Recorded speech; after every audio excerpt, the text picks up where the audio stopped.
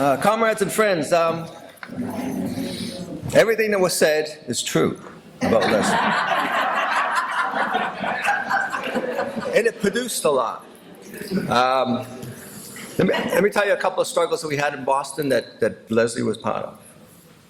There was the Bradford College. I don't know if all comrades know about the Bradford College. Bradford College is a working class college, half hour out of Boston, in Lawrence, a very working class town. The English department put Stone Butch Blues as one of the reading materials. And it was a liberal arts school, so the president says, well, our commencement speaker will be whoever you vote for. Well, they voted for Leslie Feinberg. But the economic CEOs who run the college says, no, no, no. And so the president says, no, no, no, no. The students seized the administration building for 2 weeks. There was no press except one time the New York Times printed an article about the sit-in. They won. Leslie Feinberg was going to be the commencement speaker at Bradford College. There was such a backlash. The Lawrence Tribune, the major paper of that area, a major bourgeois press, had an op-ed article against Leslie written by the KKK from Alabama. So Leslie called us up and says, I think we're going to need some security. So we organized the branch, we organized friends, and we sent a delegation to Bradford College. And early in the morning, because Leslie wanted to get to know some student groups, so it's on a hill, this college. So we're on the bottom of the hill. And then there's a bunch of big guys walking.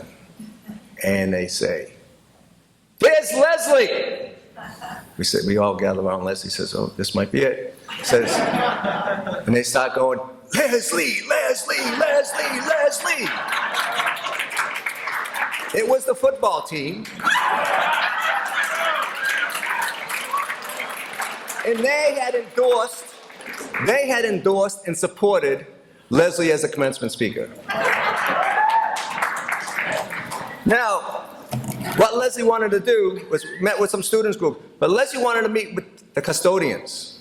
So we gathered the union together and gathered the custodians, and Leslie gave a speech to them. Wanted them to come in, marching with her into the commencement speech. So it's very, very tense. It's huge, right? And so the commencement is, everybody's at the commencement. And so the people come in, and then Leslie leads the thing, supposedly hand in hand with the president of the university. Well, the president didn't want to be near Leslie, but the custodians did. And so Leslie came in with the custodians to a standing ovation. Not just standing, they were standing on their chairs. So the president's supposed to introduce Leslie. Refused to do so. But the valedictorian, who was a president of the Black Student Association, made the announcement of Leslie and said that struggle was the foremost thing that happened in her lifetime in the college. Then Leslie gets up and makes this speech, a commencement speech that I've never heard of, about class and transgender oppression from 2,000 years ago till today, and how they work hand in hand. And the crowd was riveted. And at the end says, I'm not here for morality. I'm here to get you from your seats out to the streets. That's how she ended the talk.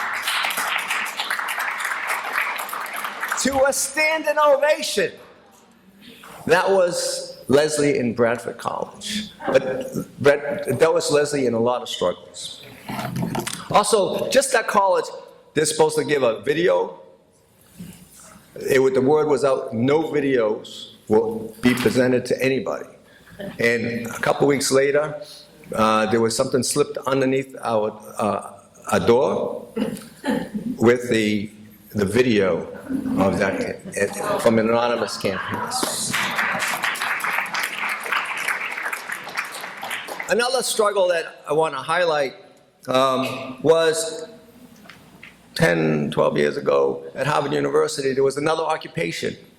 It was occupation for the living wage. It was the first big one in the country. So 50 students seized the president's office for 3 weeks. So the first couple of days, it started getting depressing. And there was some people in there who were trans.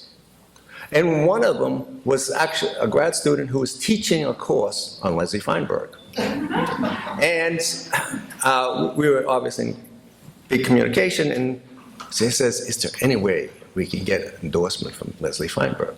Of course you can. So I called Leslie right away and says, this is what's happening. And Leslie says, and they want your endorsement. And I gave him the phone. And Leslie says, I'll be there tomorrow. Leslie was on her sickbed and says, it's okay, Leslie, they do want your endorsement. So I'll be there tomorrow. So Leslie and Minnie Bruce was up there the next day. Not only was Leslie up there, the building was seized by the police, so no one can get in and out. So Leslie asked for a diversion, so we had our union people make a diversion on one side of the building. And Leslie snuck in through the windows and gave a talk inside, and then came out. And Leslie and Minnie Bruce stayed at that occupation for the full 3 weeks that occupation was. They camped outside the president's office. And Leslie Feinberg had classes on the lawn in front of the president's office about Workers' World every day while she was there.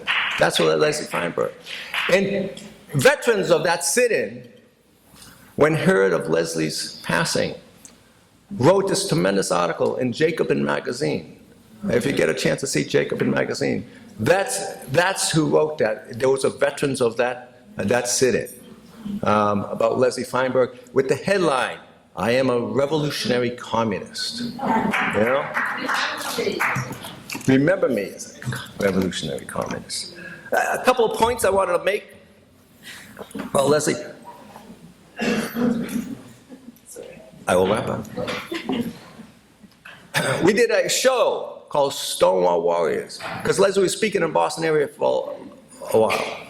So we said, oh, this got to make the air. So we put it on cable access in some of them. And it became the most popular show.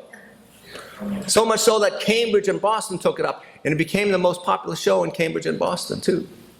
And Leslie loved it because, one, it put the trans struggle out to the masses, but also helped in the struggle internally. She said, with the lesbian and gay struggle, bringing the trans struggle in. So we're going to donate to the archives, all those tapes. The last point was that Leslie was an internationalist. And there was a big thing happening in the Irish movement. And there was a movie called The Crying Game. And so Leslie talked to me and says, let's do something. Because it was a little attack on the trans movements with the IRA. Because the IRA at that time had come out with the gay and lesbian question and trans question. And they admitted that their leaders, some of their leaders, were lesbians and trans people.